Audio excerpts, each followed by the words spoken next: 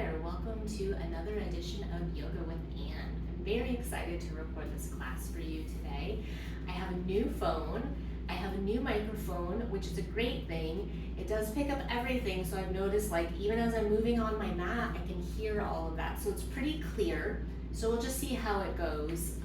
But this is a much better setup than I've had in the past, so I'm excited to bring you yoga with much better for you, right? You can see better, you can probably hear better, and the quality is better, and that's important for me. It's just something that I wasn't able to do before for a variety of reasons. So let's get started. So the class that we're gonna do today are poses that I believe we should practice every day. There may be a pose that doesn't resonate with you, or that you need to change up, or you want to do something different. So of course do that. So the idea is that this practice is for 20 or 30 minutes, so it's doable, right? If we make it too long, there's no way that we're going to do this every day. So we need to be practical about it. I believe we should practice yoga every day. Do I practice yoga every day? No, I'm going to be honest with you. I try to in some form. So yoga doesn't necessarily mean the physical practice. It can be meditation, it can be breathing. There are a variety of ways to practice yoga. So it's not necessarily the physical practice, but do I physically practice yoga every day? No, pretty close. But it can just be one pose. So if there's one pose in this class that you love, you're welcome to do that. I also want to mention that I have new earbuds and sometimes they fall out. So as I was recording this class earlier, when I first started recording, it takes a while to record these classes, even when they're short, they take a long time. One of my earbuds fell out, I popped it back in, and then I heard my music playing, and I wasn't sure if that was recording, so I had to stop. It is not, so I could listen to music while I teach you all, but I won't do that. But it might fall out, I might, that's life. So, if you have yoga props, I'd love for you to have those. I know not everyone has yoga props, and there's things that you can use at home. I just think that yoga props make yoga better. It makes things more accessible and allows us to do things that we just can't do without yoga props. But if you don't have any, no problem, we can work around it. But if you do have yoga props, possibly a block. If you have two, you may or may not use the blocks, but two or one block, or like a book or something like that could work. Yoga strap. If you don't have a yoga strap, a scarf, the belt to a bathrobe, a necktie, something like that could work. If you don't have that, we can work around it. The one thing that you will need is something to work like a blanket. It doesn't have to be a yoga blanket. It could be a towel, a beach towel, a bath towel. Those work really well. It needs to be able to fold and roll easily. That's the benefit for us with those types of towels. So, get what you have. If you want to use, maybe pillows or cushions or stuff like that, you can have that around as well. So let's get started. Before we do, I want to remind you to honor your body, right? So if something doesn't feel right, if you need to change it, if you need to modify, if you need to adapt, I do teach modifications, adaptations. That's what props are for, to enhance our practice or adjust it or change it or make our arms longer or whatnot. So they're a good thing, but we can use other things in our house. So honor your body, number one. Do not hurt yourself. You shouldn't have any pain when you practice yoga. Okay, so first pose, the heart opener, my favorite pose. I'm gonna show you how to set up with blocks. If you only have one block, you can use that block, the one that's going to go to support your shoulder blades. Lower tips of your shoulder blades go at the low edge of the block. If you don't have two blocks, you can put something else here, right? Like pillows from your couch, or maybe that towel, you can fold it up a little bit more, and everybody needs different height. I need medium height under my head, low height under my shoulder blades. So I'm going to come to lie down. I'll show you how to use the towel or blanket in a moment. Lower tips of my shoulder blades are right on the lower edge of the block. So that's right here where a bra strap would go if you don't wear a bra. Think about it like right at your armpit, so it would like come out from your armpits.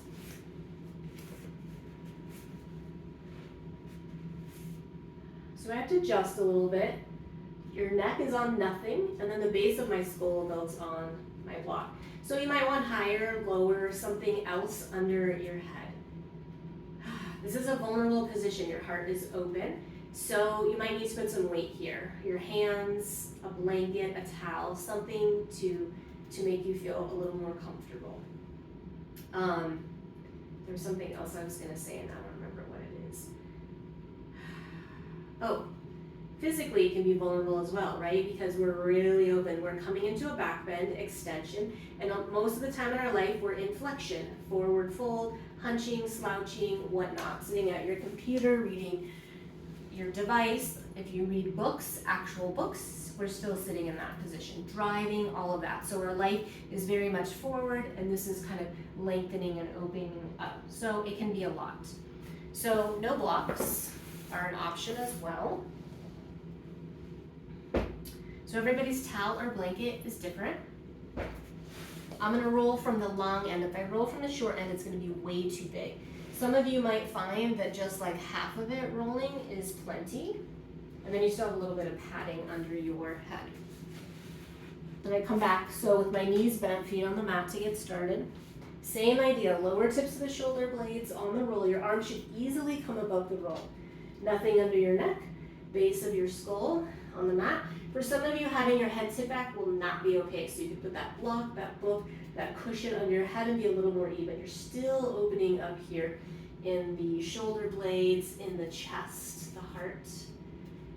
And then knees can stay bent, feet hip distance apart. I like to have my feet wide and knees together. You could also extend your legs. If you extend, reach for a moment and then allow them to relax.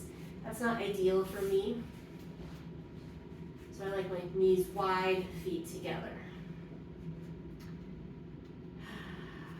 And then we have this opportunity to feel our breath in the chest, the ribs, the belly, so we can feel widening and opening. And then as we exhale, we can feel softening in the front of your body, in the back of your body.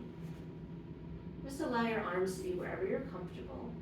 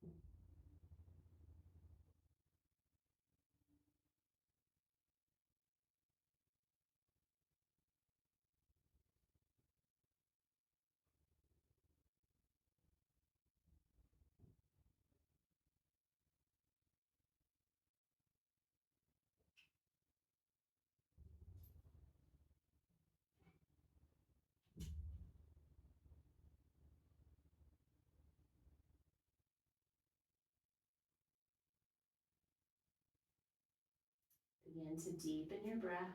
Full deep inhale. And a long release of your exhale. If your legs are out long, bend your knees. Bring your feet back to your mat. Roll over to one side, whether you're on the blocks or the roll. And try not to just jerk yourself up. So press your hands into the floor. Bring your head up last. You can always hold that pose longer. And that's a great pose. You could do it in the morning, you could do it in the middle of the day, you could do it before you go to bed. So I'm going to unroll my blanket and I'm going to use it under my head as a pillow. So if I lie down, my chin kind of lifts because I'm tight in my shoulders and my upper back. So it's nice to have that support if you feel that. And let's make sure that we have our strap nearby. We're going to come to lie down in constructive rest. So your knees are bent and your feet are on your mat. Your feet are hip distance apart, so we don't want them wide. That can be pretty, hips, thighs, knees, shins, ankles, feet, toes. And for everybody that's different, right? So you might be wider, you might be closer together. Let's hug our right knee into our chest. So this is where we'll use the strap. If you don't have the strap, you can just put your hand behind your thigh and reach up. So likely your leg won't go straight. Mine can't go straight without the strap. So foot on your strap or strap on your foot. and reach up. So imagine that you're like reaching from your sit bones all the way up. So you don't want to just like straighten your leg, right? So it's a matter of like really reaching with intention, like you're trying to place your foot on the ceiling. And then, you can hold on to the strap, however is comfortable for you. And again, you could be here, or even just here. But I like the strap because it makes my arms longer. It allows me to have my leg straight. So you might have your leg like this and you're super bent. So let's try to go straight. So that might mean that your leg's even here, and that's okay. So I want to stretch these hamstrings, the calf muscles. This is a great pose, like, from belly button to toes is what I like to say. And if you normally practice with your left leg long, you're welcome to extend. I'm not going to teach it that way. So if you're not familiar with that, keep your left knee bent and your left foot on your mat.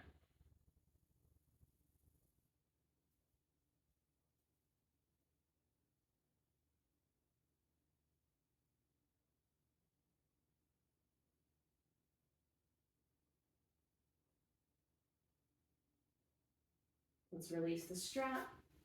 Hug your knee in for a moment and then set it down. And just take a moment between the two sides to notice how the right side feels, how the left side feels. Left knee in. Lasso your foot. So, depending on the teacher or what someone might be teaching, they might tell you different parts of your foot to place your strap. So I know that my left side is way tighter, so my foot has to move a little more. So you can experiment with where the strap is. On the ball of your foot, where mine is right now, maybe the arch, maybe the top of your heel. So it's taking me a while to feel comfortable to have it at the ball of my foot. It might slip, and that's okay. So think about reaching. Now imagine reaching from your inner hip all the way up out through your heel. And then your foot's going to evenly press onto the ceiling.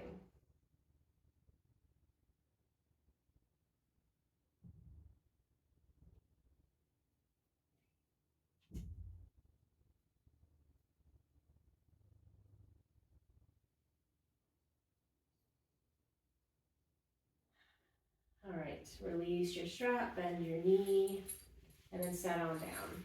And you can set your strap off to the side. We're back in our constructed rest. Let's pick our right foot up, cross your right ankle over your left knee. So we're coming into what's called figure four. I'm going to spin myself around so you can see my legs a little better. So this is the idea. And you could take your right hand and press it into your thigh to help move away. Your right foot is active. And that might be a lot. That might be plenty for you today. So we'll start there. And we have the option to pick the left foot up. You do not have to. You can stay right here. You could take your block or your blanket. If it's on your head, well, you might have to get another one. Maybe place that so that you lift your foot a little bit. If you're near a wall, you could place your foot on your wall or pick up and hold on to the back of your thigh, maybe the top of your shin. I cannot reach my shin. This is pretty intense for me. You could also use your strap around your foot to hold on that way. So if your left foot's off the mat, it's active. Your right foot is active. You're moving your right knee away from your right shoulder and trying to be as open as you can in your upper body. That's a little much for me. This is a great pose where we're opening your hips, but where I really need support under my head. So if I didn't have it, my head would be more lifted like this. So this helps me to even out. I could probably even go a little higher.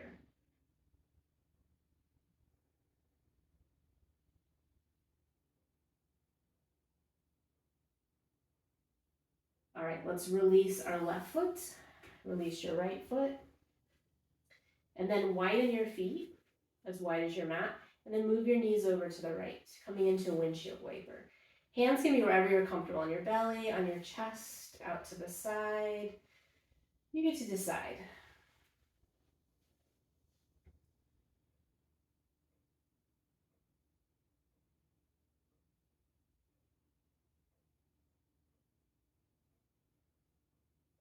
All right, we'll lift back up. Step our feet closer together, hip distance, left foot up, cross ankle over knee. So I know this side is tighter. So I need a little extra help and if you're pressing your hand into your thigh, it's into your thigh and not on your knee. My left foot is flexed. I'm breathing. You're perfectly fine to stay here, or just lift your foot a little, setting it on something. Or perhaps you pick your right foot up. Oh, flex that right foot, flex that left foot. Try to move, like energetically moving your knee away. Your arms might be long enough you can actually press your left forearm into your left thigh. I cannot do that. You also could just be here, right? You don't have to hold on.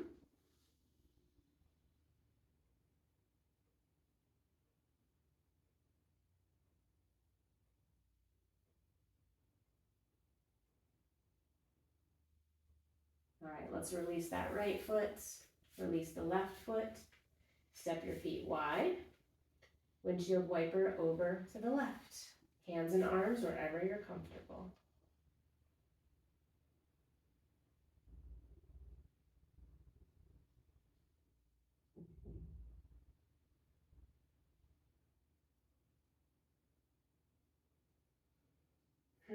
All right, lift your legs back up, back to constructive rest. So we're going to roll over to one side to come up to seated. So there's a variety of ways you can do that.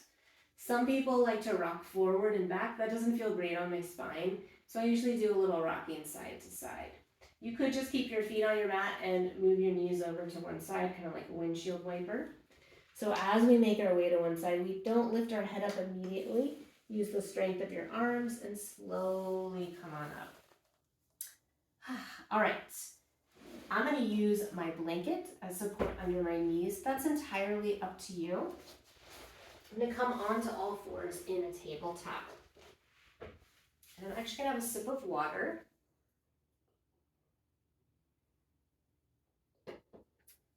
So as we come into our tabletop, we check in that our knees are below our hips, that we start with our wrists below our shoulders, fingers spread wide. So for some people, this 90-degree angle is way too much. So you could move a little forward. You could move your fingertips out. So you have to find the best spot for you. Spread your fingers wide. And we don't want to just like dump, right? You want to have a little bit of a lift in the belly. You want to widen those shoulder blades. So think about when you were over that block, you were this way, but you can think about that widening. All right, let's do a little cat-cow. So the next time you exhale, think about your tail. Your tail's going to come under first, and then the spine's going to follow, and then the head and the neck. And then when you inhale, lift your tail up. Spine follows, chest opens, head and neck lift slightly, so don't dump back. And then as you exhale, round. And the movement always starts at the pelvis, at the tailbone. And then when you inhale, you lift up. You're coming into a back bend. So here's our extension. And then when you exhale and come into the cat, you're coming into flexion. Let's do one more round. After the one we're in. So we'll cat and cow one more time.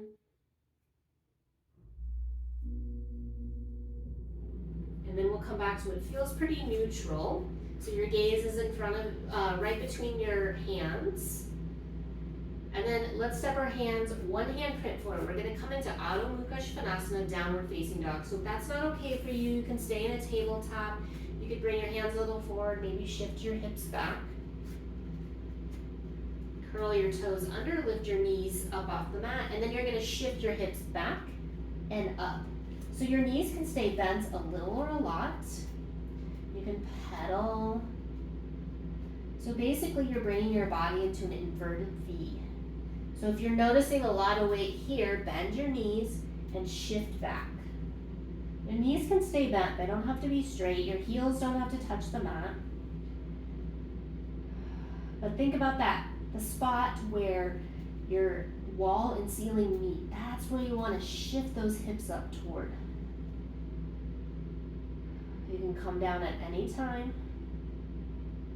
All right, let's bring our knees down to our mat. And we're going to come back to lie down. So we're going to do a supported bridge. So there's a couple of ways you can do it. You can do it with your towel or blanket or a block. So I'll show with the block first. This could be done with a book as well, a cushion if you happen to have a bolster, any of those things will work.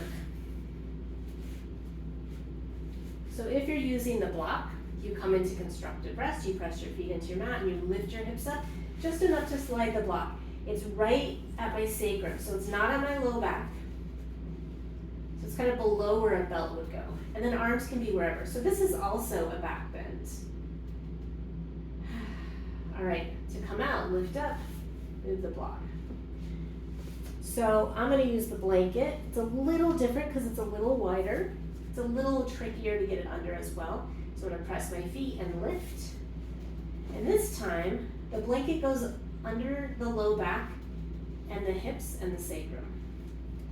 So with the block, it just doesn't go under the low back. Arms are as comfortable. You can widen your feet, bring your knees together. Some people like to extend their legs. I don't like that. It doesn't feel great in my low back. You can stay in constructive rest. Legs and knees. And then we'll just come back to like how we started our practice. We're in a different heart opener. This is a little more subtle.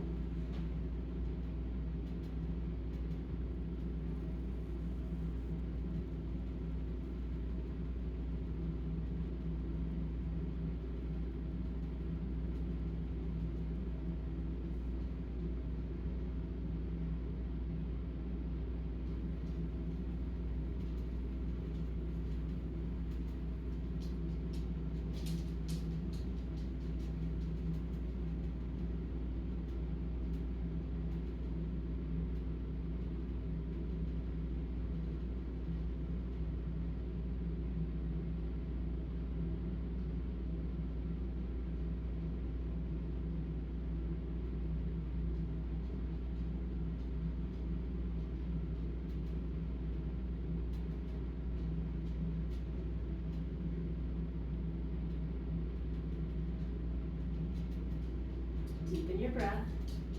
Full deep inhale. And sigh out that exhale. So let's press our feet into our mat. Lift your hips up. Slide your support out of the way. Come back down. We're going to come back up to seated. So how do you want to get there? I wouldn't rock forward and back, side to side, or just moving your legs over to one side because we've kind of been more in a quieter place. We want to keep all of that goodness. So roll on over and then press up, bringing your head up last. And we'll come and have a seat. So however you want to sit, cross-legged, you could sit on your blanket. So I like to sit on a block. That's not for everybody. I'm going to show you sideways how this looks. So you could have your legs out long, your knees bent. But, because most of us are like this, my body is definitely like this. So I need a little bit of support here to be cross-legged to help shift my pelvis slightly forward, and then I'm longer in my spine. But for me, sitting on a block, this is called Hero Pose Virasana. I'm not teaching it, so don't do this if you don't know how to do it, if it's not comfortable, if you have knee issues. Just sit however is best for you. We're just going to take a couple moments here with our breath. So this could be an opportunity if you'd like to practice Shavasana. I'm not teaching Shavasana for this class. That's our final pose of stillness. It can be done seated. It can be done lying down. You could always pause or just stop the video and do that for yourself. Close your eyes or soften your gaze.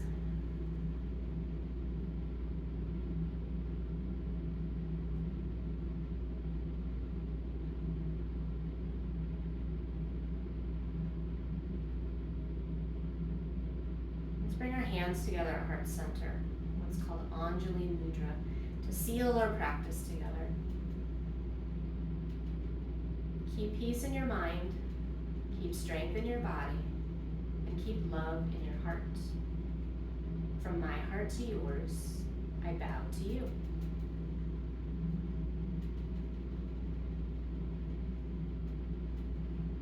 Thank you so much for practicing with me today. I hope you enjoyed that. Let me know if you have any ideas of things you'd like to see me teach, questions you might have.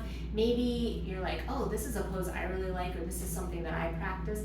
And you know, it doesn't have to be a yoga pose, right? Like what's good for you and your body. You're welcome to share that with me. Down in the description, I will have all the ways that you can connect with me via email and social media. So I hope you have a great day, and thank you for practicing with me, and I hope to see you soon.